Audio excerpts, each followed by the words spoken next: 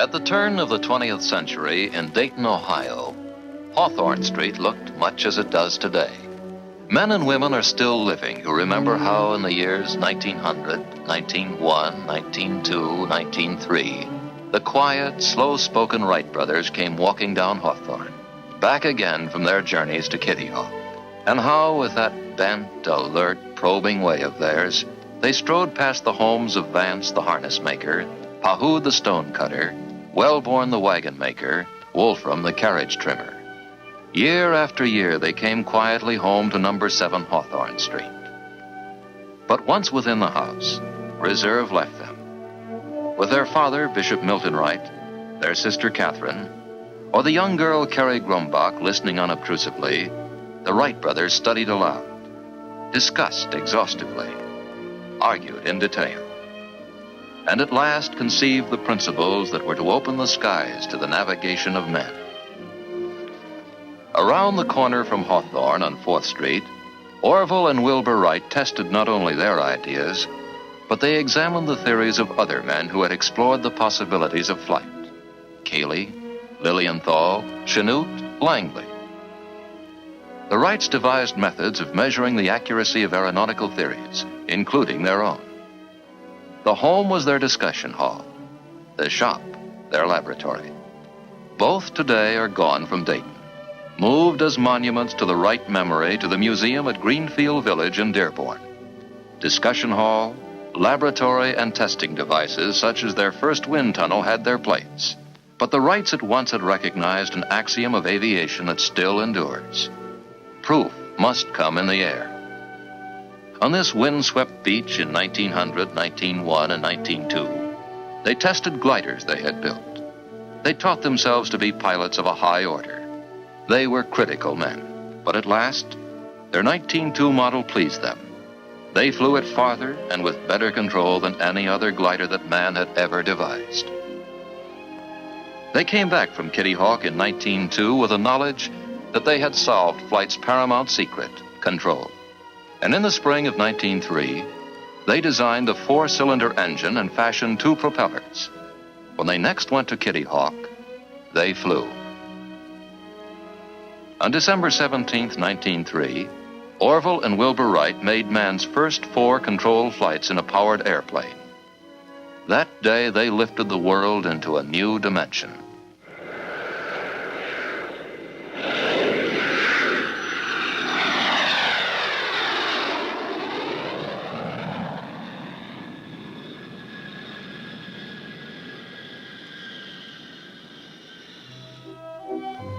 What the Wrights had achieved at Kitty Hawk barely evoked passing attention in a nation whose people were absorbed with the problems of a dynamic new age.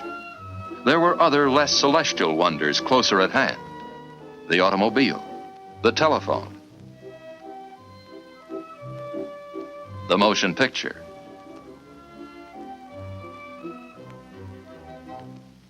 But at number 7 Hawthorne Street, December 17, 1903 was a momentous day. The young girl who was then the Wrights' housekeeper, Carrie Grumbach, remembers, I remember the telegram when it come, that they had flown, that they had done what they said they would do. They always did as they had planned. The telegram from Kitty Hawk had a special significance for the mechanic who worked in the Wrights' bicycle shop, Charlie Taylor. Of course, I was greatly pleased to know that it had been accomplished, but at that time it didn't seem to be anything wonderful at that. I started on repairing bicycles back in the 80s. And then I later went to Dayton and built bicycles for the Stoddard Manufacturing Company.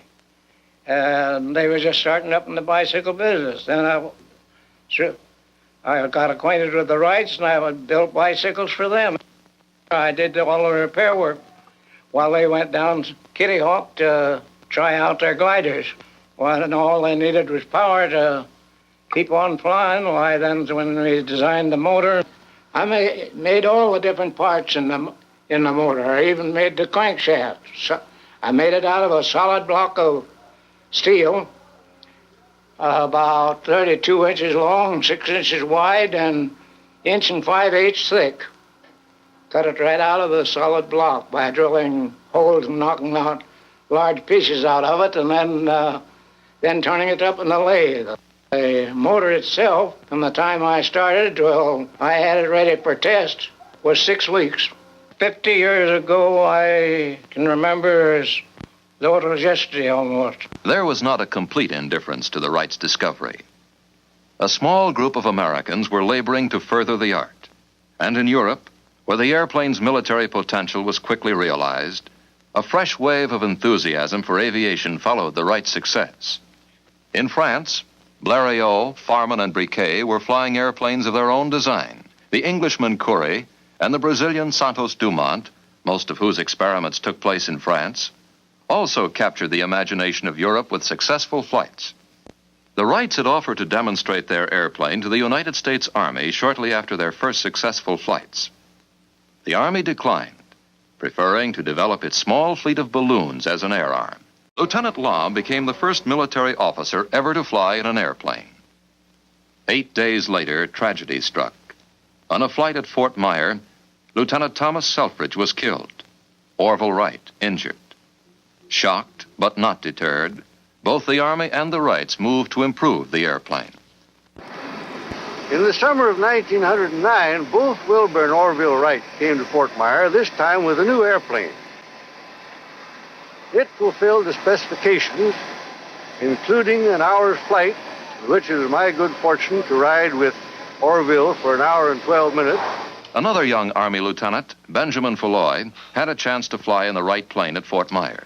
On the day following the endurance test with Orville Wright and Lieutenant Lom, the Orville, with a quiet little grin on his face, invited me to be his guest on the crucial and final cross-country and speed tests.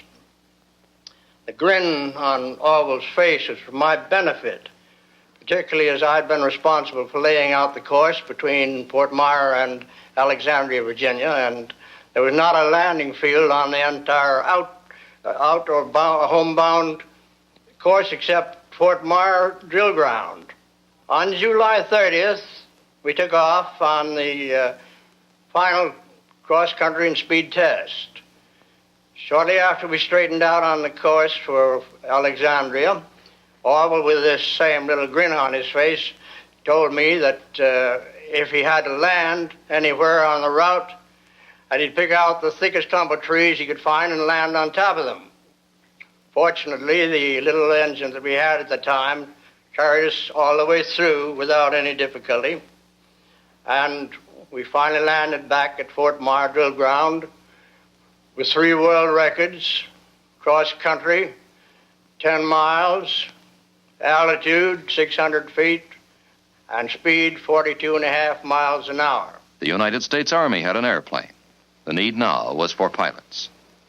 There in the fall of 1909, under Wilbur Wright's instruction, Lieutenant F.E. Humphreys of U.S. Engineers and myself were taught to fly, and at the end of some 3 hours, were soloed and told we were pilots. So in 1909, the military airplane was mated to the military pilot.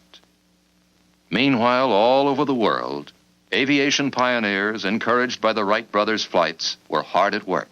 The principles of flight were now widely known, and designers were applying them to many types of aircraft. Glenn Curtiss, Glenn Martin, and the Canadian J.A.D. McCurdy were designing and flying airplanes in competition and for exhibition.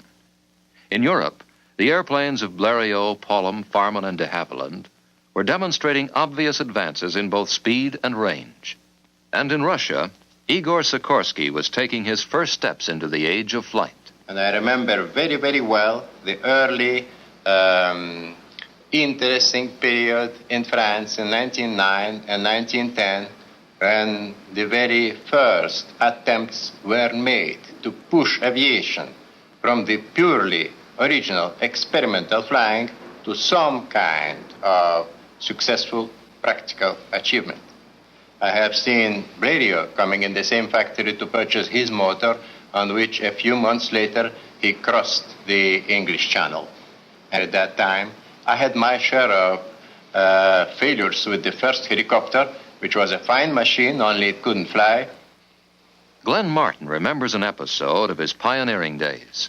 I've just been reading an old postcard sent by our family doctor to my mother, dated September 30th, 1910. This is at a time when I just began to leave the ground in a flying machine. And it says, "For heaven's sake, if you have any influence with that wild-eyed, hallucinated young man, call him off before he is killed. Have him devote his energies to substantial, feasible, and profitable pursuits, leaving dreaming to the professional dreamers." For a dreamer, Glenn Martin was attracting a remarkable group of clear-thinking young designers as workmen. The first to join him was Donald Douglas. I guess I must be getting old, because somehow it becomes fun to reminisce. Well, my first memory of things in aviation was seeing the first Wright airplane demonstrated for the Signal Corps in 1908 at Fort Myers, outside of Washington. So I took the streetcar and one thing and another and got out to Fort Myers. Well, there she was, as I had seen her pictured, the old Wright pusher. And there were Wilbur and Orville. And there was that old launching device that kind of looked like a guillotine, and they had the airplane perched up at the starting part of the track and the weight all ready to go.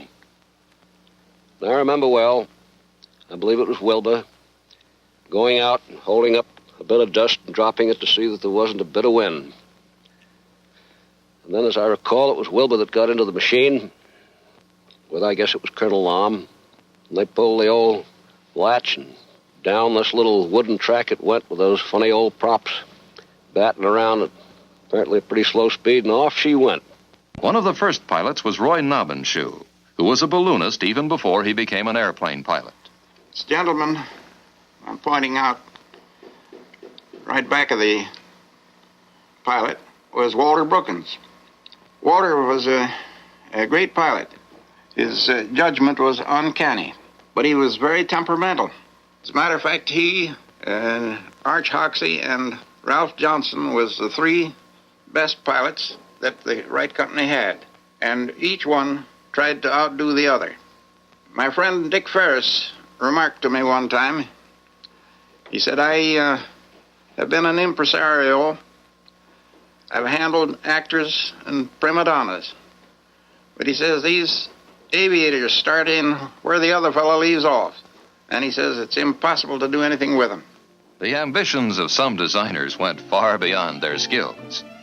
As Igor Sikorsky has said, In the history of aviation, there have been many contraptions which, to the good fortune of their inventors, failed to fly.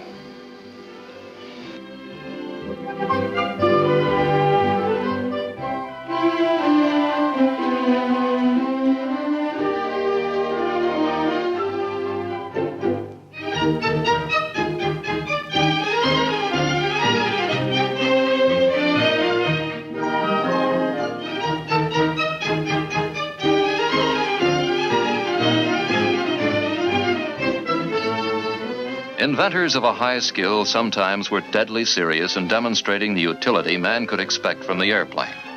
Lawrence Sperry, whose contributions to the aircraft instrument field were momentous, puts a pre-war aircraft through its paces.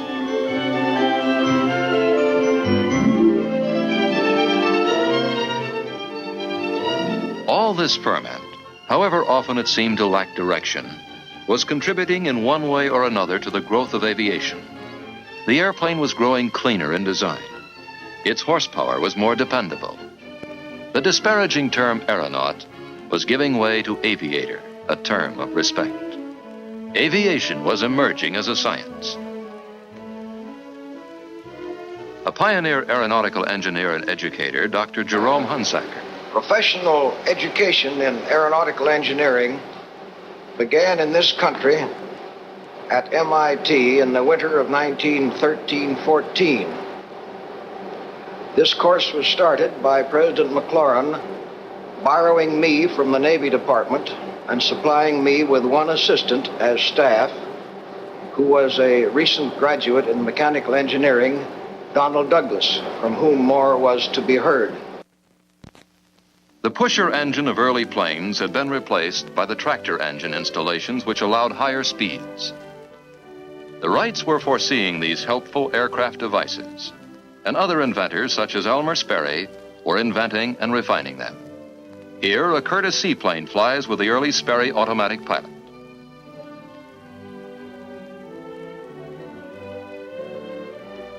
Almost without exception in the first decade of the airplane, the designers were pilots. They built, tested, and flew their own designs. Wrights, Blériot, Santos Dumont, Curtiss, Rose, Sikorsky, de Havilland, and Martin. At Glen Martin's, a band of engineers and craftsmen had gathered together whose names in time would be synonymous with aircraft designs of world rank.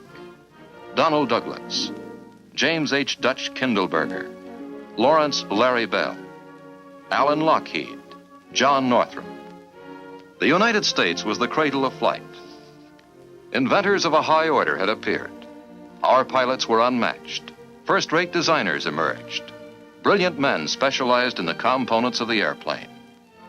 But as a pioneer who specialized in aircraft horsepower, Frederick B. Rentschler summarizes. Prior to World War I, our most important contribution to aviation was the flight of the Wright Brothers. From December 1909 to March 1911, 13 months, the entire United States Air Force consisted of one officer, myself, one civilian mechanic, 8 enlisted men, 1 airplane. The government at that time wasn't very keen about turning money loose for flying. I had the great appropriation of $150 allotted to me to take care of the airplane for the entire year 1910. January 1910, Chief Signal Officer directed me to proceed to Fort Sam, Houston, Texas, to teach myself how to fly. On March 2nd, I made 4 flights, 3 good and 1 bad. The last one, I cracked up and put the plane in the shop for about 10 days. After each crack up, I used to sit down and try to puzzle out what had happened. Then I'd write to the Wright brothers and tell them all that I thought had happened. They'd proceed to write back and tell me what I ought to have done. In other words, I expect that I'm about the only man living today who learned to fly by correspondence. 2 air-minded young lieutenants shortly joined General Falloy, the one-man Air Force. They were Hap Arnold and T. DeWitt Milling. Looking back 42 years ago to March 1911, the month in which General Arnold and myself were ordered to Dayton to learn to fly with the Wright brothers, and to think of the plane that we used at that time and see the advance that has been made since, it seems incomprehensible that one man in his own lifetime could live through such progress. After our very brief period of instruction of about a week, 2 to 3 hours in order to learn to fly, we were sent to College Park, Maryland. We immediately started in to try to find some method by which we could develop from the standpoint of taking photographs, using the machine gun, dropping bombs. The air arm of the United States Navy began under equally apathetic circumstances. Naval Aviator Number 3 was Admiral John H. Towers. In the autumn of 1911, when I was quite a young naval officer serving aboard one of our battleships, I got the idea that I wanted to learn to fly, that naval aviation would amount to something for naval purposes. So I put in a request to the Navy Department, and they came back and quite frankly said that they didn't believe aviation would ever amount to anything. But if it turned out to be otherwise, they would consider my request. During that winter, Congress appropriated money for the Navy to buy 3 airplanes. So they were in it whether or not they wanted to be. And then they decided to select 3 officers to be taught to fly as part of the contract with the manufacturers of the airplanes. I was fortunate enough to be one of those 3 officers. The other 2 were Ellison and Rogers. I also became a very close friend of Glenn Curtis and was associated with him throughout his whole life. The man had an enormous amount of vision. He had already conducted, in cooperation with the Navy, tests of landing an airplane on a platform, on a cruiser, and also of taking off. But he had in his mind then the idea which later developed into the powerful carriers that we have today. The airplane now had official recognition, both from the Army and the Navy, but it was a cautious acceptance. The time-forged armament still held sway. When the fledgling Army flyers experimented with a primitive bomb sight and a Lewis machine gun installed in aircraft at College Park, Maryland, they landed and foresaw whole battles that someday might be fought in the air. The War Department promptly pierced that bubble. An official spokesman pointed out with finality that the Army had airplanes for just one purpose: reconnaissance.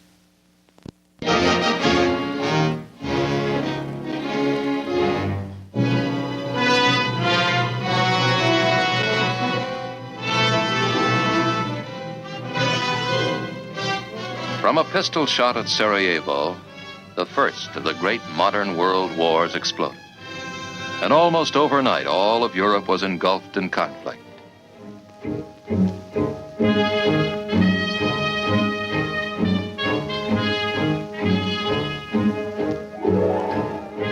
Once the great armies had met head-on, the conflict resolved itself into a desperate struggle to hold this plot of ground, this foot of earth. Military analysts called it positional warfare. But the foot soldiers knew it only as a war of trenches, a desperate fight for a waterlogged hold.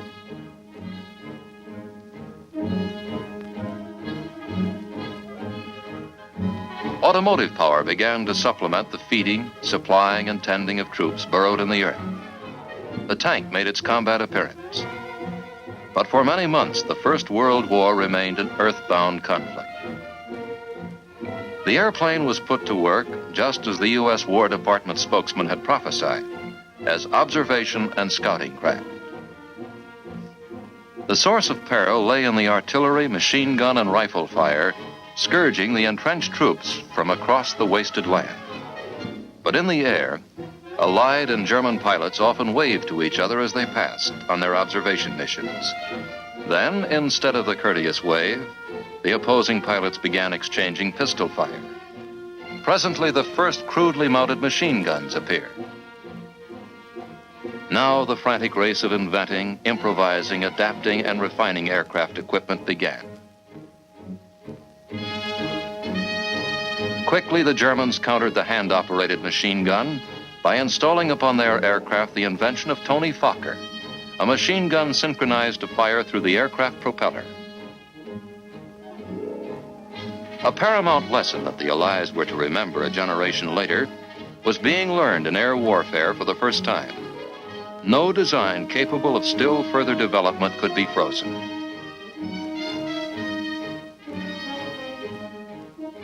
And countermeasures must be met by countermeasures. It was becoming clear that no nation or race had a corner on inventive skill. While the single-engined airplane had been engrossing most designers, in Russia, Igor Sikorsky... In 1912, I decided that the time came to build a large machine with several motors. At that time, I was certain already that the future of aviation will be connected with fairly large aircraft, that the closed cabin, with its comfort, protection from wind and so forth, represent a must. In 2013, I completed my first four-motored airplane, the Grand. The ship proved a complete success. It flew quite well. The Grand's military successor, the Ilya Muromets, was the first four-engine bomber in world history. It struck time after time at the Central Powers on the Eastern Front. The internal combustion engine now became an instrument of intensive technical development. The first successful engine had not been developed until 1860. One of the world's foremost engine designers, Leonard S. Hobbs, recollects its history. It starts out actually with a little-known Frenchman by the name of Lenoir, who has never gotten the credit he deserved. He built and actually marketed the first internal combustion engine, and it was from his engine that the Wright brothers were able to build one. Of course, the early pre-war power plants are fairly well known, the Anzanis and the Curtiss OXs. The First World War did mark a great advance in power plants. First, there were the rotaries, the Clergets, the Nomrones. Then there was the Renault engine, which was a very good French engine. The British RAF engines. Toward the end of the war came the very beginning of what I think is the modern engine. First, there was the Hispano Suiza with its solid block and a valve arrangement which is standard in a lot of engines to this day. Also, out of the First World War came a remarkable German effort, the BMW. Now, this engine is the first engine that I know of in all history that attempted to overcome the effects of altitude on power.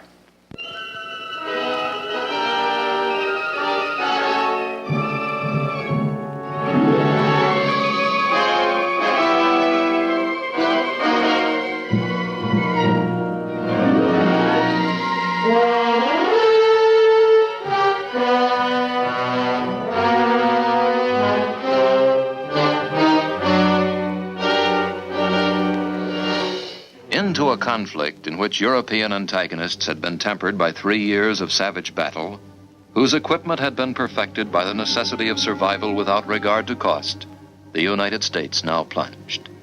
It was the world's 14th ranking air power, with only 28 airplanes, 65 pilots, supplemented by 50 flying students. Its Navy combat air arm was even smaller. Its industry lacked integration. The nation that had allotted Benny Falloy $150 in 1910 for maintenance of that year's Air Force promptly voted $600 million to fulfill a plea by the Allies to have 5,000 airplanes and 4,500 pilots on the Western Front by the spring of 1918. When we entered the war, the country knew that the United States already had an industrial capacity double that of Great Britain, France, and Germany combined. We quickly realized that to supplement the meager aeronautical developments resulting from years of federal indifference to air power, we had to obtain licenses for the production of proved British and French airplanes and aircraft engines in our new factories. Our national mistake was the assumption that an instrument as dynamic as the airplane could be designed, tested, and developed overnight. Thousands of rookie pilots training in the United States and in England and France had an inspiring example of American air combat performance through the brilliant exploits of the Lafayette Escadrille, a team of American volunteers who had joined the Allied cause in 1916. But American performance had its hours of frustration. One of the first young pilots to see action in France with the 1st Aero Squadron was Oliver P. Eccles. We'd been equipped with a new type of French airplane with a new and very much improved engines. These airplanes were assigned to us.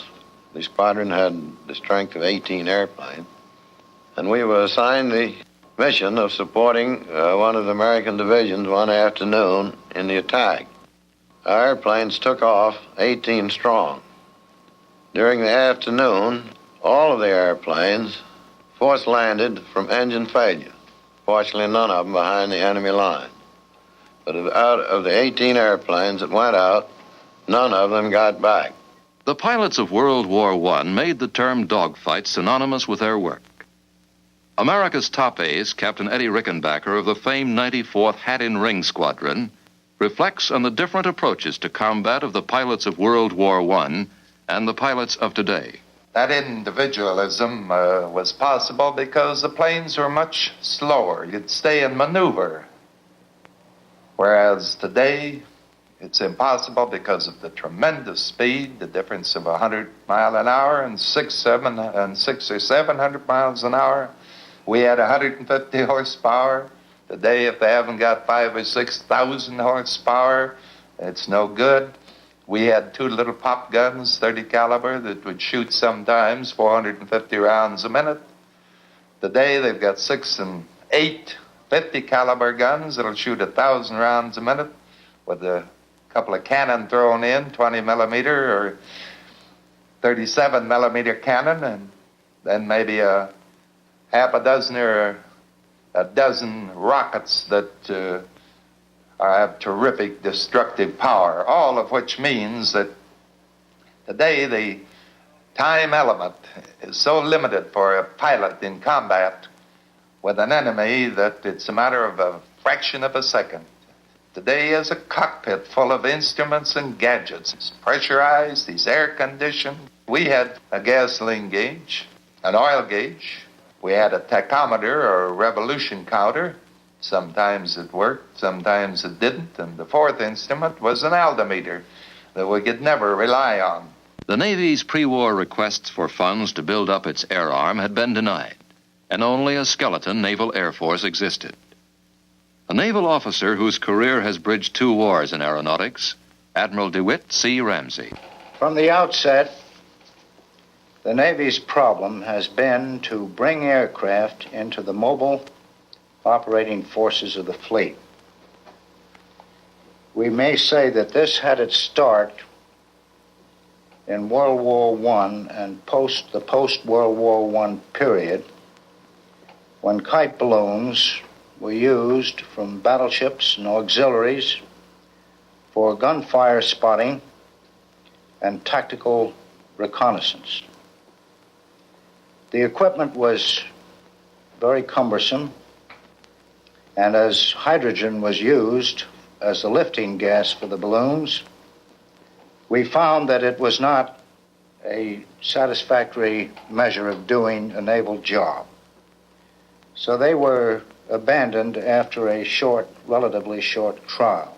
The real beginning of naval aviation, let us say, took place in England, where during World War I, the latter part of it, the British converted two ships, the Furious and the Argus, and built into them the features which were desirable for aircraft launching and recovery. I happened to have been in England at about that period and kept our Navy Department informed of the progress of the British in this field. As a result, the Navy embarked on an initial program of converting the old Collier Jupiter into our first flat top, the Langley. In 1918, as the war began to move toward its climax, American aircraft equipment still had not entered combat.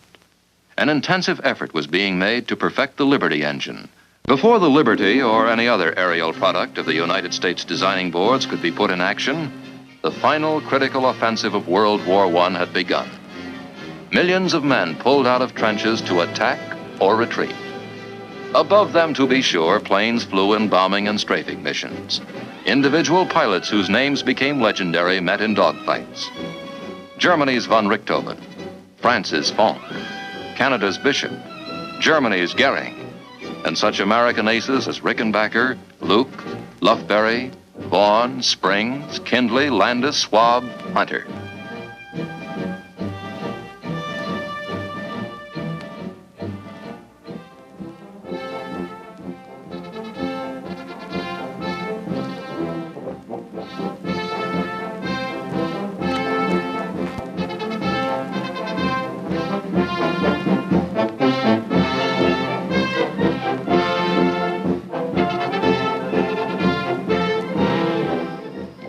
In retrospect, it might be said that aviation itself has served a very small part in the result of the World War I conflict.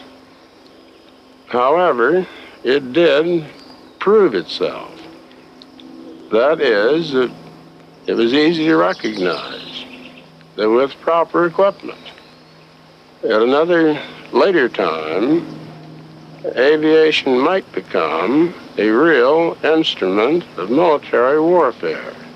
After the war was over, a great many of American boys had been taught to fly, but they didn't get to the front. Of course, after the war was over, they had nothing to do, and there were a great many surplus airplanes. And that is the period when you hear so much about of the days of barnstorming. after the war, with all these surplus airplanes, a lot of the fellows who had been taught to fly then decided to go out and carry passengers and do stunts and regular exhibition flying, principally at county fairs and state fairs and things of that sort. Both the Army and Navy Air Arms shortly were reduced once again to organizations hardly larger than the membership of a civic club. Yet in both services, the men who remained were uniquely zealous advocates of their calling. Almost to a man, they realized they had only begun to explore the capacities that the airplane offered in size, speed, range, and altitude performance. A decade was dawning in American history that was to be known flippantly as the era of wonderful nonsense.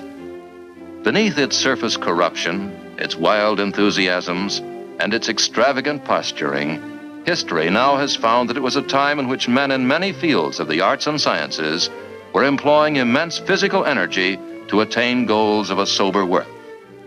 Aviation had its share of such men. The accomplishments of the 20s were presaged in 1919 by man's first flight across the Atlantic Ocean. The NC-4, a large flying boat whose development had begun during the war, was chosen, as the Navy's pioneer pilot Admiral Towers points out, for the ambitious task. When the war was over, the first one was just about completed. So I proposed to the Navy Department that we go ahead the following spring and with as many of these aircraft as could be built by that time, that the Navy undertake to be the first to fly the Atlantic. Luckily for me, I was selected to command that expedition. It's all history now. 2 of the 3 airplanes landing at sea in very rough water were so damaged they couldn't make it, but the NC-4 made it from Newfoundland to the Azores to Lisbon. Army pilots already had inaugurated airmail service on May 15, 1918, a service that had been under discussion since 1910. William Boeing, who had entered aviation in 1916, was instrumental in starting the first international airmail service on the North American continent. In 1919, Eddie Hubbard and I took a flight up to Vancouver, BC. On our return trip, the postmaster at Vancouver handed us a mail sack for delivery to the postmaster at Seattle. This was the first international mail ever carried by plane into the United States. What real utilities the airplane actually offered were overshadowed in the public eye by its use as a spectacular stunting device throughout the pastures and primitive flying fields of the country. The Jenny could be bought for as little as $50, and men who had flying in their blood preferred to scramble for the few dollars they could make risking their lives in exhibition flying rather than seeking out pedestrian jobs. As one of them, Dick Depew, cheerfully said, "The greatest hazard in flying is the risk of starving to death." Abruptly, the country's attention concentrated on a single man with a single theme. Brigadier General William Mitchell, who had had a distinguished war record, argued that the Mahan doctrine of sea power had been outmoded by the airplane and pleaded for a separate national air arm. He contended, in seeking a $60 million appropriation for Army air services, or about half the cost of a single battleship, that the United States could begin developing an air force which could hold mastery of both the air and the seas. Larry Bell was still with Glenn Martin when... That resulted in Congress bringing about a test wherein one of the targets that we were supposed to sink or try to sink was the famous Ostfriesland, the pride of the German Navy, which we had captured. This ship was anchored about 100 miles offshore, and 6 of the Martin bombers went out, they each carrying a 2,000-pound bomb.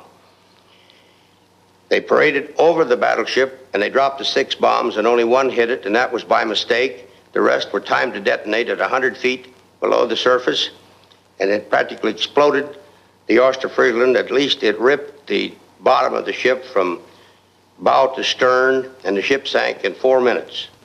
The Navy had already begun systematically to broaden the scope of its Bureau of Aeronautics.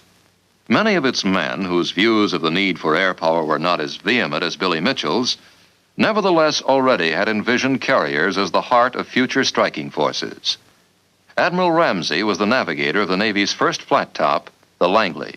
The Langley had at best 14 knots maximum speed, and that's all the wind speed she could generate and manufacture, so we had to wait for adequate wind conditions to perform flight operations. The nation's first large aircraft carriers, the Saratoga and the Lexington, were designed and were being built. These great ships, developing approximately 180,000 horsepower, manufactured all of the wind that was needed in the absence of a surface wind for flight operations. The nation accepted the airplane and tacitly agreed with its advocates, but there was still no federal provision for long-range planning and procurement. Nevertheless, a corps of designers and manufacturers stayed with the business. In the ceaseless drive to attain longer range and more reliable performance, the airplane, its engine, its components, and its instruments steadily were growing more complex. But the primary goal was speed. Roscoe Turner. I have maintained ever since that I've been flying that there's only one reason for flying, and that is speed. It's 1910, Curtiss, 49 miles an hour. 1910, White, 61 miles an hour. 1911, Wyman, 78 miles an hour. 1920, Moseley, 156 miles an hour. Mon, in 1922, 206 miles an hour. And 1925, Doolittle, 232 miles an hour. Jimmy Doolittle, a hell-for-leather pilot, whose own cold judgment was that he was essentially a technician. These record flights have a very real meaning. Competition has perhaps always been the greatest stimulus to improvement. And out of this competition came improvements that were improvements in the performance of aircraft and the safety of aircraft, and those improvements were immediately applicable to the military and indirectly applicable to commercial aviation. The ferment of the early 20s brought forth men who combined technical gifts with a skill of organization. A few such men, like Chance Vaught, had formed their own companies and built successful airplanes. Others had served their apprenticeship with aviation's early pioneers, but now they were branching out on their own. Dutch Kindleberger recollects a small episode that launched an enduring company. Even in the 35 years that I've been messing with it myself, there have been vast changes, particularly technically. I can remember very distinctly when, at the Martin Company in 1920, Don Douglas, who was then the chief engineer, left to come out to California to start his own business. I helped him pack. We packed up from his office about, 2 ordinary condensed milk cartons full of data. In those 2 cartons, we put everything that was known and printed, and some of it wrong, about the science of aviation engineering. Today, you couldn't pack into this room the index of such technical information, let alone the subject matter. The machine began to get complicated, and from there on came the specialists. A great many great men have contributed to aviation purely as specialists. Sperry, one of the greatest. Colonel Clark, who devised one of the first good airfoils. Sam Heron came along on his cylinders and his fuel, and then Frank Mock with his carburation devices and later fuel injection. Frank Caldwell with his propeller. Our earliest propellers were all wooden propellers, but they had several shortcomings. They were subject to atmospheric troubles, and they twisted out of shape in various climates. And they were also quite thick, so that at the high speed at which propeller tips operated, they were losing efficiency. One of the things which we did to overcome this was to develop a metal propeller, which first was a drop-forged aluminum alloy blade. Being very much thinner than the wooden ones, the efficiency was maintained in better conditions, and also they were quite stable in various atmospheric conditions. Sam Herron began working on aircraft engines as early as 1909 and shortly went to the Royal Aircraft Factory in England. I came to this country in 1921, and for the next 5 years was engaged in air-cooled cylinder development. It was really the air-cooled engine that made fuel development so necessary. The first move was to put tetraethyl lead in the existing gasoline. Later, the Air Force got the idea of adding the component that has the high end of the octane scale to the gasoline, and that eventually led to 100 octane gasoline. Frank Mock, the carburation and fuel control specialist. Our carburation work has always had to be a good bit like that of the Wright Brothers, in the respect that we could get little guide from a textbook. The automobile carburetor, of course, was designed to operate on the level. The aircraft carburetors have to climb, dive, even fly upside down. Also, they have to go up an altitude where the air is thin. Mock, Hobbs, Sperry, Clark, Caldwell, Herron. The singular devotion with which these men and scores of other specialists pursued their particular fields leads H.M. Jack Horner, whose own specialty of aircraft production combined the fruits of all their labors, to say, that heritage of research, development, the background work that goes into aircraft has continued throughout the whole existence of aircraft and the great improvements that have come there too. After that, with flight becoming a little bit more common, I think it's important to realize the fervor with which those individuals did carry on their work. It was a passion with them. Then, midway in the 20s, came two events that turned the course of American aviation sharply upward. First, the government adopted the recommendations of President Coolidge's Morrow Board. These called for a sustained aircraft procurement program built on the foundation of a privately operated and technically competitive aircraft industry.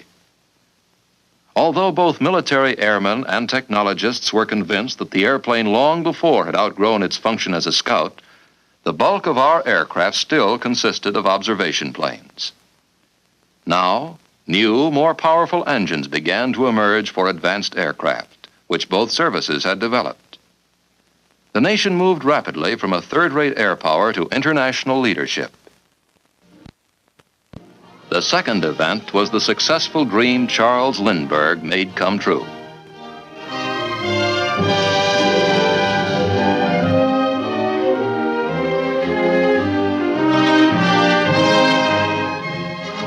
In his single-engine Ryan monoplane, Lindbergh had flown the Atlantic non-stop to Paris. 2 weeks later, carrying Charles Levine as a passenger, Clarence Chamberlain flew the Atlantic and landed in Germany. First of all, we were trying to beat Lindbergh away. And second, we had to keep our plans a deep, dark secret because we had overheard Mrs. Levine say, if I thought my Charlie was going in that airplane, I'd burn it up. We finally got away about 6 o'clock in the morning on the 4th of June, 1927. The first 1,000 miles to Newfoundland was was good weather. The only trouble was we had headwinds. And our tests on Long Island showed that we could fly for 40 hours at 100 miles an hour. Well, on the flight up to Newfoundland, we were only making 70 miles an hour. And 70 miles an hour for 40 hours is 2,800 miles. It was 3,200 to land on the other side, leaving the last 400 to swim. Well, fortunately, the wind shifted after we left Newfoundland, and as you see, we made it.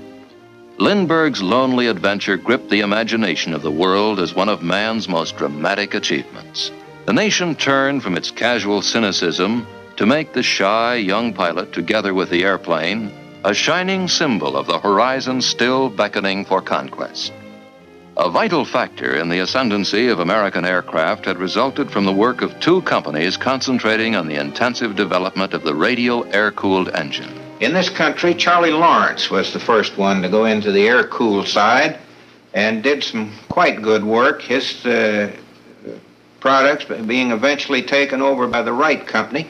And it was really one of his engines after a couple of major designs, and they were really major designs, but one of his engines that powered the Lindbergh flight. Following this came one of the best of all of the power plant engineers, George J. Meade. with his famous Wasp and Hornets, which set up a new standard. These engines had built-in superchargers and just about all the modern features. In fact, they're fairly representative of today's engines. Along with this came another of the major developments in the power plant, that is the turbo supercharger.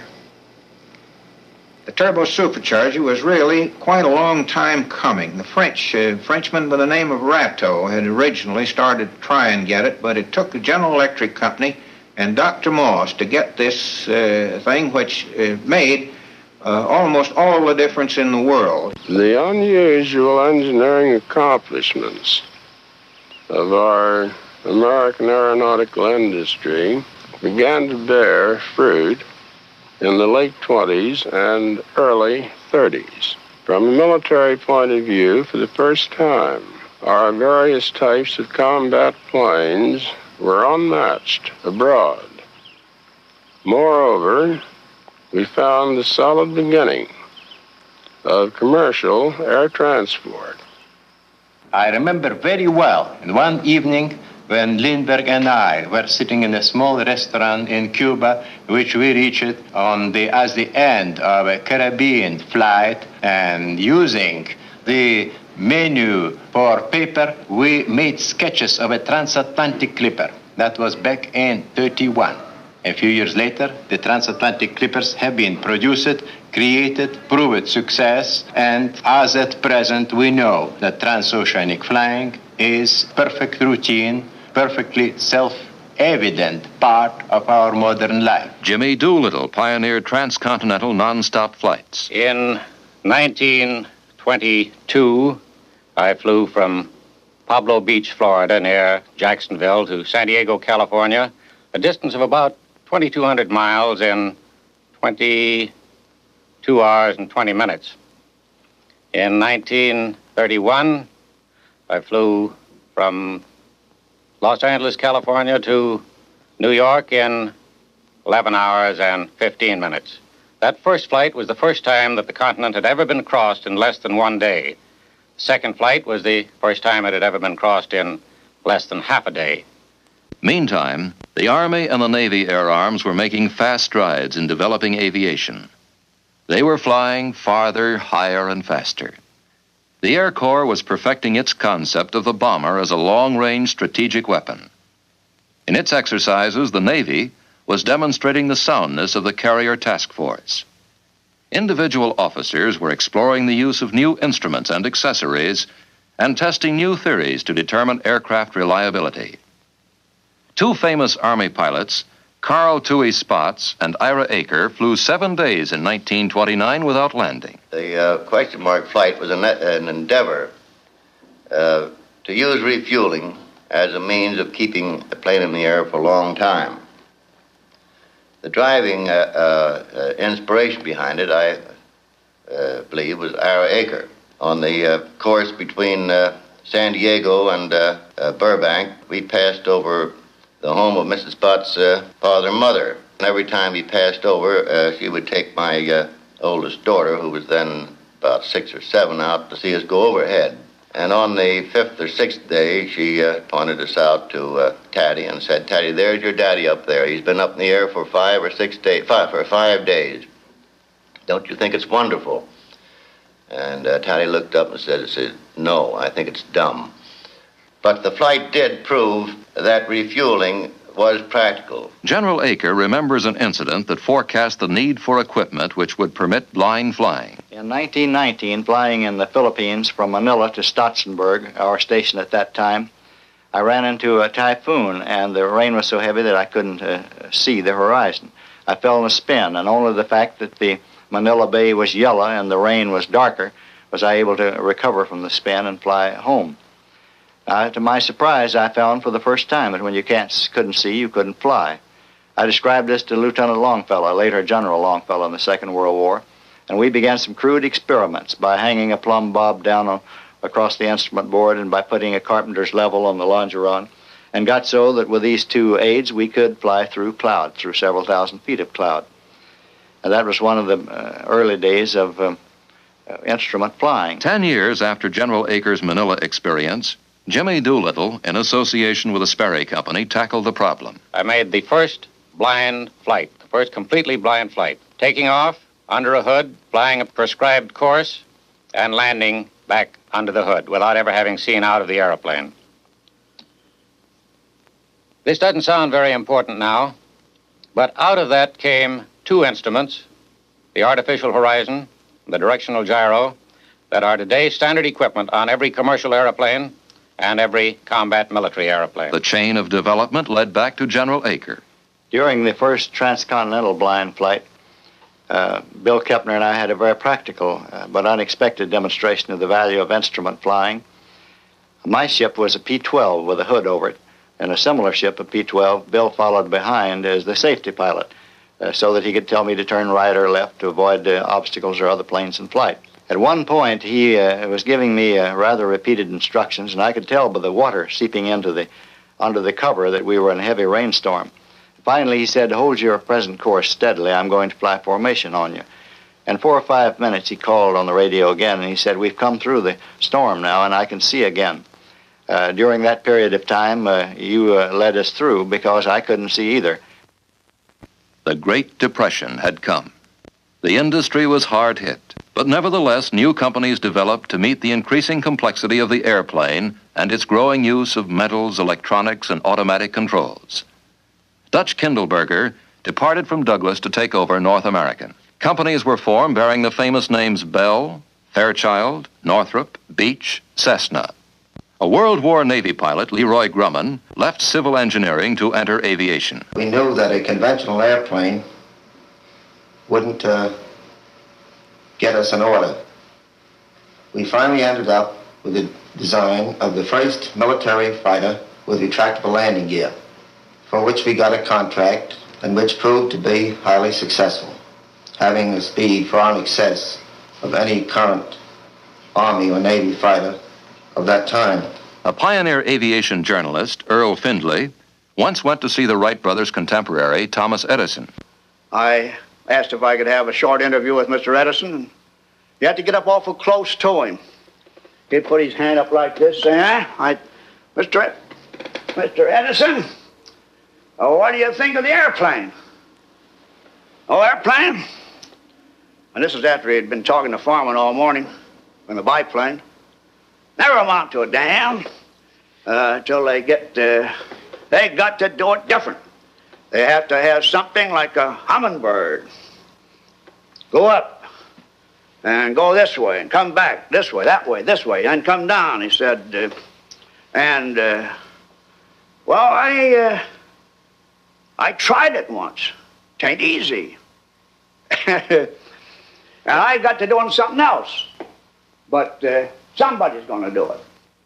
But that's remained the opposite side of speed, namely the aircraft that could fly with no speed at all, that could take off from any spot and would not be in need of an airport at all. The 30s also were the years in which each summer fierce competition was held to determine the best of the airplane breed. Proof of the individual airplanes, engines, and pilots came in the national air races. With thousands looking on, the legendary pilots raced. Doolittle, Hazlip, Turner, Whitman, Levere, Goulbach, Newman, Fuller, Jacqueline Cochran. And flyers still flew against the clock, across the continent, across the seas, and indeed around the world itself. Balkan, Post, Gatty, Byrd, Hughes, Amelia Earhart, and wrong way Corrigan. As the hour swung late in the 30s, the air races were curiously American. For in Europe and Asia, aviation was not a case of relatively puny efforts in some, such as America was providing, much of it from individual men and companies. Rather, the vast resources of powerful foreign nations now were thrown behind the construction of air forces designed to subdue the world or to defend against such aggression. In the United States, under the impact of a depression, Congress had scrapped the Morrow Board procurement plan and stopped providing appropriations for 1,800 military airplanes that had been scheduled. On New Year's Day, 1936, the Army Air Corps had only 300 planes fit for war duty. A year later, we had dropped to 6th place among powers in air combat strength. although our industry was judged to be technically at least 18 months ahead of foreign competition.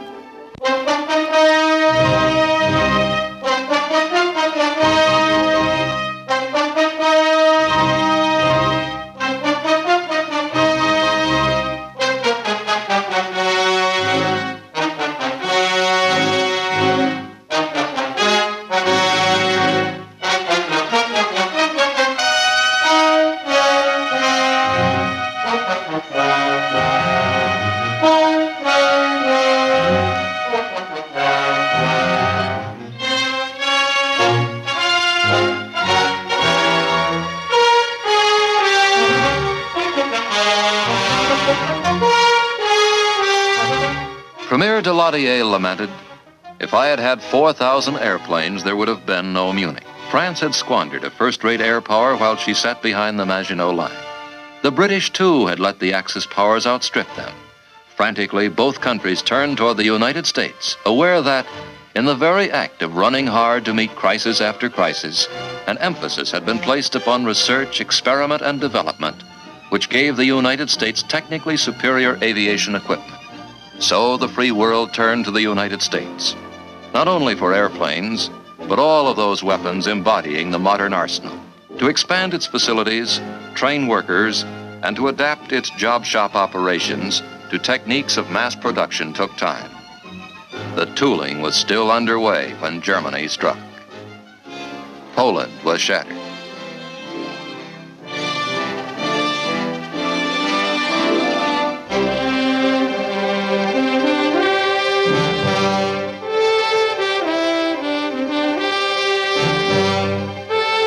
Holland and Belgium were overrun.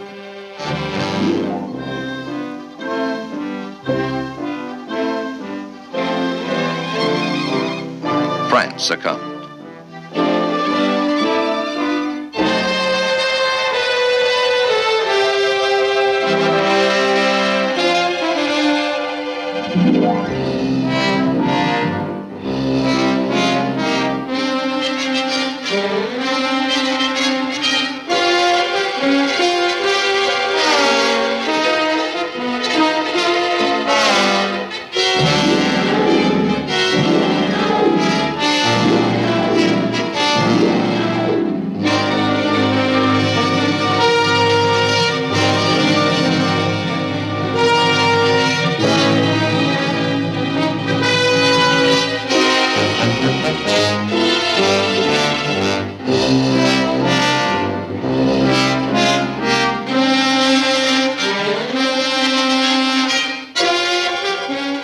Gratitude of every home in our island, in our empire, and indeed throughout the world, except in the abodes of the guilty, goes out to the British airmen who, undaunted by odds, unwearied in their constant challenge of mortal danger, are turning the tide of war by their prowess and by their devotion. Never in the field of human conflict was so much owed by so many to so few. Now the stubborn British stood alone. Over Poland, Holland, Belgium, and France, Germany's Luftwaffe had demonstrated that the airplane was a vital weapon of modern offensive war. In the skies above England, the Royal Air Force now demonstrated that the airplane was a vital instrument of modern defensive war. The struggle in Europe shook America. A month after Congress had received a bill providing only 61 combat airplanes for the Army Air Corps for the following year, President Roosevelt called for a long-range production program of 50,000 airplanes. America slowly mobilized its productive capacity. It began to draft its young men. It sought to train them with wooden guns, cardboard tanks, and mock airplanes until it could gear its productive capacity to build the real thing. The war spread. Germany seized Norway, turned on its momentary ally Russia, overran Greece, joined its partner Italy in Africa, and encouraged its Asiatic ally Japan.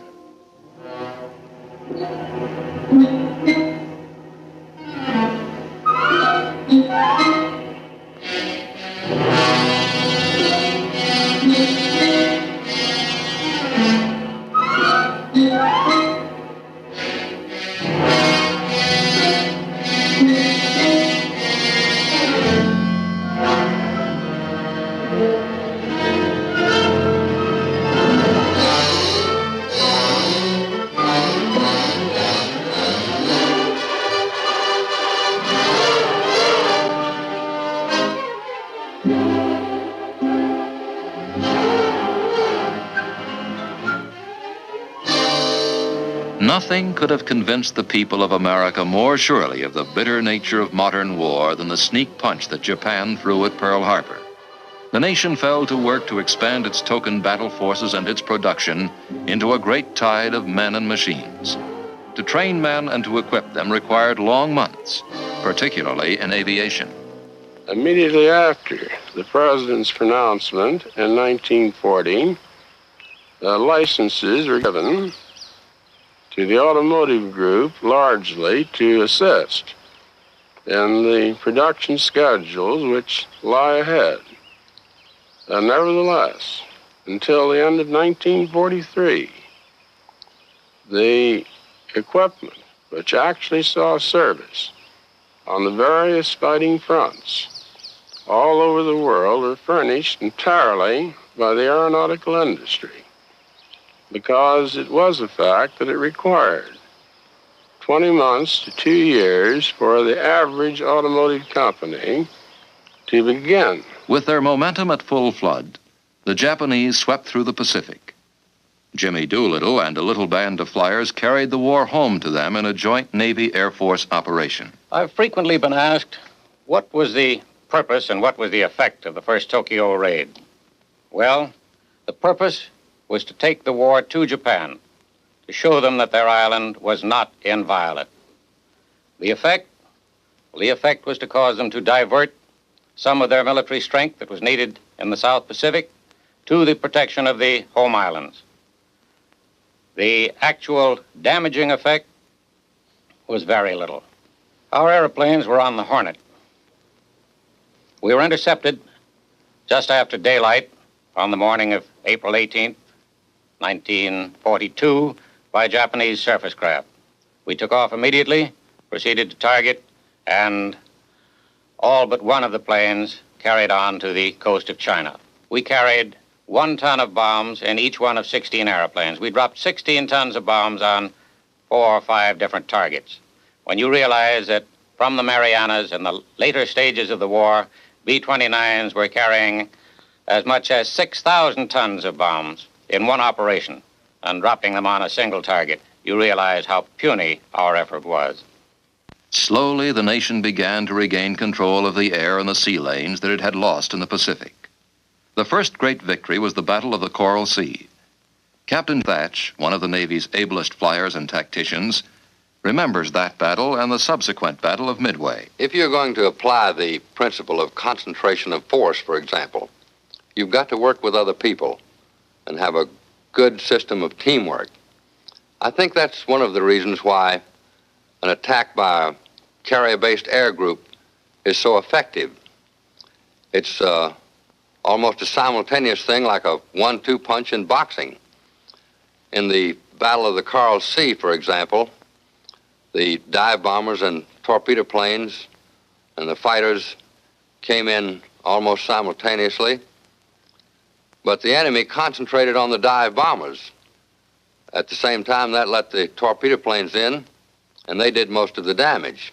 On the other hand, in the Battle of Midway later, the enemy fighters concentrated on the torpedo planes, and the dive bombers came in almost unmolested. I could see them coming down like a huge waterfall, and there were practically no misses. They were the ones that did the job in the Battle of Midway. With its growing stream of trained soldiers, sailors, and airmen equipped with improved weapons, the United States and her allies took the offensive. Rommel was driven from Africa. Sicily and Italy were invaded. From their bases in England, American bombers began to strike at the heart of Germany under the direction of General Spaatz. Strategic bombing was one of the ways of winning the war. And our fighter operations, in a large measure, developed into covering operations for the bombers. In order to do that, we had to have the development that had taken place.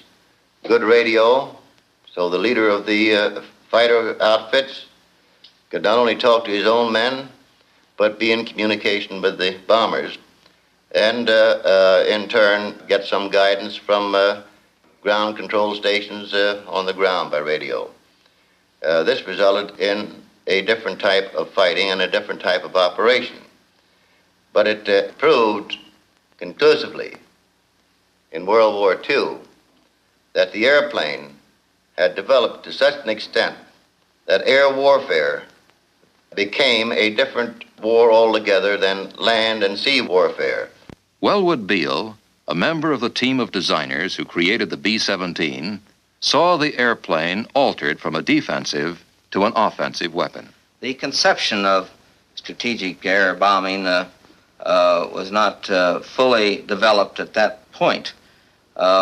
Originally, for instance, the B-17 was built to protect our coast from an invading fleet, and hence it was called the Flying Fortress.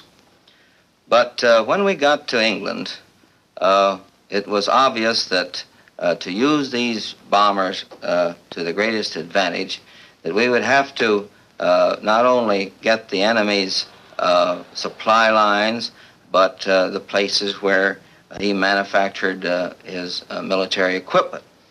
The British thought it would be easier to do it at night. They'd have much greater chance of success and would be less vulnerable to enemy fighters, and they called their bombing saturation bombing. They dropped large numbers of bombs on a large industrial area. The Americans, however, decided that with the B-17 and the B-24, that they could pinpoint a specific target, for instance, the ball bearing factory at Schweinfurt.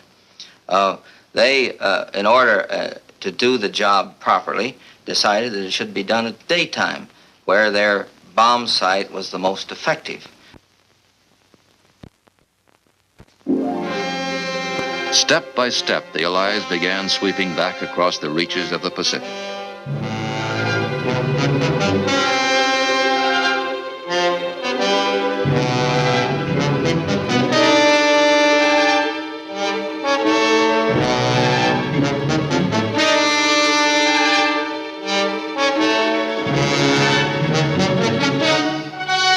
At terrible cost, we took Tarawa, Saipan, Kwajalein, Guam, Bougainville, and the Philippines, setting the stage for the aerial assault on Japan itself.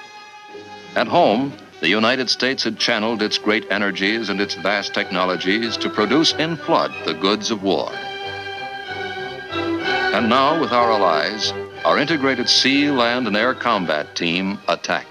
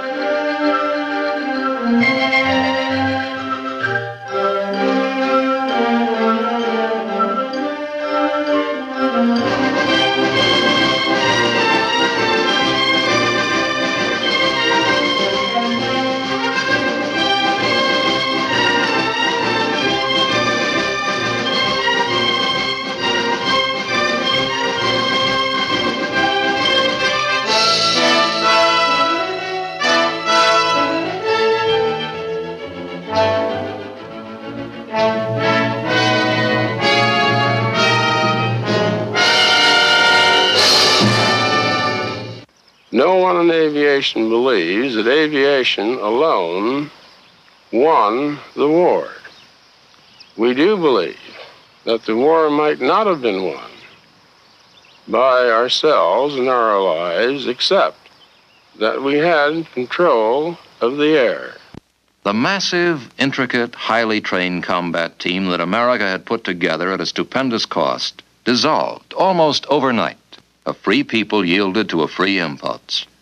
They demobilized their men and discarded much of their equipment. In the field of aviation alone, they had built an incredible 96,318 airplanes in the war year of 1944. 2 years later, the production had shrunk to 1,669 planes. Where the civilian aviation interest had turned to stunting and barnstorming at the end of World War I, now the airplane had assumed the civilian role of a fast passenger and freight carrier. The network of airlines, which had sprung up in the 20s and 30s, was extended to every corner of the free world. 4-engine transports of ocean-spanning range sped millions of passengers across the continent and across the seas. The wartime DC-4 and Constellation were followed by faster, farther-ranging successors, DC-6s, advanced Constellations, Stratocruisers, and such twin-engine ships as the 202 and 340. In a time of spiraling costs, only air travel grew cheaper.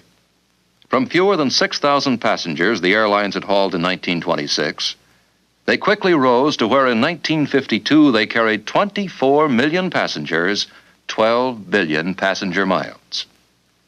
The Wright Brothers' vision was still the goal of virtually all men in aviation, such as Robert Gross, whose industrial team produced the Constellation series. Of course, it's obvious to, I guess, everyone that the airplane has been preponderantly military since its start many years ago. But there are signs, particularly in the last few years, that perhaps it wasn't always going to be ponderantly a military weapon. Man and science must go forward hand in hand. It can do a lot of things, this airplane. It can bring hundreds of millions of people throughout the world in intimate contact with one another. And contact with one another means understanding, and understanding in the end means peace. To Shannon and Paris with connections to Southern Europe, Africa, the Middle East, and Far East. Will all passengers kindly board their clipper through gate number 10? All aboard, please. In the war's closing hours, Germany had employed guided missiles brutally, but without decisive effect. Simultaneously, England and Germany had put a few airplanes in the air powered by a radical new type of engine, the jet turbine. The jet became really important in aviation. The accumulated engineering know-how that this country had built up with its piston engine equipment suddenly became very much less important. This event was really a great leveler in engineering background and potential for all countries. And we had to start over again to try to regain the supremacy which we had in World War II. In their march across Germany, Russia had seized Germany's military tools and designs and many of the engineers who were developing the jet. The Russians now increasingly saw the Allied victory in which they had been a partner as largely their own. The Western world was either bled white by the war or demobilized. Russia and its communist allies alone kept their armies intact. Their whole creed was one of force, and they began imposing that force on Poland, Bulgaria, Romania, and Czechoslovakia. Russia's abrupt belligerence forced this country's attention upon the air power we had let melt away. For the third time in little more than a generation, the nation set about building a modern air arm. This one to be shaped around the fantastic speeds the gas turbine engine provided. Then, in 1948, when the Russians sealed off the land corridors leading to western Berlin, the United States, England, and France countered with the famous Berlin airlift. From their bases outside the Iron Curtain, a steady stream of airplanes flew night and day, supplying West Berlin's 2 million residents with food, fuel, and medicine. Finally, the communists capitulated and reopened the land corridor. Then they sent their minions into war in Korea. There, the United Nations chose to stand and fight. It was a strange, bitter, circumscribed war. The Air Force's prime striking weapon, its Strategic Air Command, was ruled out of bounds. The first sustained jet combat in history took place in a quadrangle of sky up to 40,000 feet above the Earth, but always south of the Yalu River. Russia sent aloft a first-rate jet fighter, the MiG. Only the Air Force's Sabre from the United Nations array of fighter planes could match it. It was a war in which transport airplanes flew 7,000 miles to deliver materiel and to return sick and wounded men. And it was a war in which the helicopter, with its ability to fly standing still and land anywhere, did a multitude of jobs. Among them, transporting literally thousands of wounded from the battlefield to rear area hospitals for prompt surgical attention.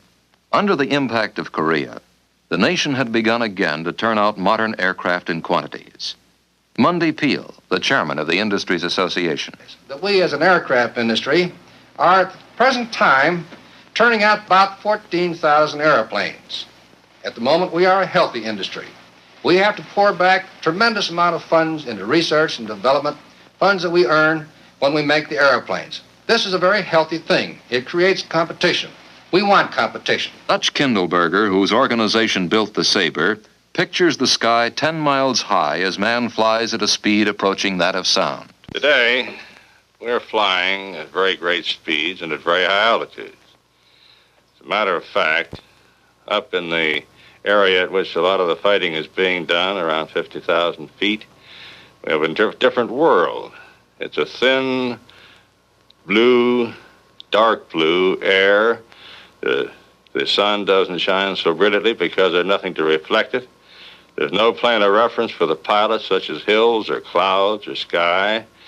In such an atmosphere as this, even a bomber is hard to see. And the trouble that we are facing, the future, is not the sound barrier. We know how to fly through that now. The thing that is bothering everybody is the thermodynamic barrier. The air flowing over an airplane at these very high speeds by friction will heat up the surface of the airplane. As a matter of fact, if we go to Mach number 2, which is twice the speed of sound at sea level, the surface of the airplane will get hot very rapidly and will stabilize at about 500 degrees. Well, since ordinary aluminum alloy loses half its strength by 350 degrees, and that even titanium and steels begin to give trouble at 500 and 600 degrees, it's obvious that we are in a great deal of difficulty in the future. There also are many things like hydraulic fluid. We don't know how to make hydraulic fluid that won't boil away at this temperature. We don't know how to make packings that won't seize at this temperature, or bearings, or lubricants. In fact, if the bubble with which everybody is familiar gets soft and would lose its shape and disappear at 300 degrees. So we have ahead of us a great deal of research and a long, long time of trouble before we're going to be going anything like the speeds at which our magazine supplement writers seem to think we're ready for tomorrow. Modern test pilots who fly at sonic speeds and incredible altitudes take an equally factual view of their calling. Tex Johnston sums up his philosophy after putting the J-57-powered B-52 through its paces. After 12 years of testing, 10 years in the jet field, involving the first jet airplane to fly in this country, the P-59, the first rocket airplane to fly in the United States, the X-1, incidentally the first airplane to fly faster than the speed of sound, the B-47, the B-52. I believe all the more in the two old sayings. First, that one test flight is worth 1,000 expert opinions, and the other one for the flyboys, the altitude above you and runway behind you will never do you any good. Chuck Yeager, the first man to fly through the sonic barrier, and Bill Bridgman, a test pilot who has flown almost twice the speed of sound and has piloted a plane at an altitude of 79,000 feet, discussed their calling in language peculiarly their own. Certainly enjoyed the work. I think launching's the only safe way to get into that kind of flying. It's a heck of a lot safer than takeoffs, that's for sure. Yeah, and you burn so much fuel when you take off before you get up to the altitude where the airplane can drop you. And I personally think that's the most fun involved in a flight is when the guy cuts you loose, you're just hanging there for a minute, just like on a roller coaster. Yeah. You were pretty close to the stall, too, when you came out of there, weren't you? When Yeah. You dropped out of 29? We stalled at around 240 indicated with full fuel load. So one time, I remember Jack Ridley, we had a release failure, and he dropped me out at about 180 indicated, and I didn't know which end was up for a while. Well, I noticed on the skyrocket that when we first dropped out, you could kind of feel the stall by watching the boom out there. When the boom began to shake while she was on the nipple. I don't know whether you see it bend? See it oscillate a little bit, yeah. And so the airplane has evolved from the Wrights, whose first flights at Kitty Hawk were at speeds hardly faster than an athlete can run, to speeds today where the Bridgmans, the Jaegers, and the Johnstons travel faster than a bullet. Horizons far beyond today's achievements still beckon.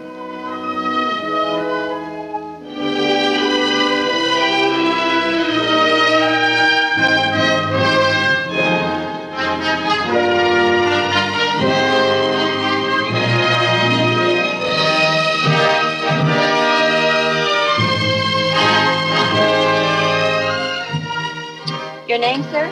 Frank P. Long. Have you flown before? Yes, I've flown before.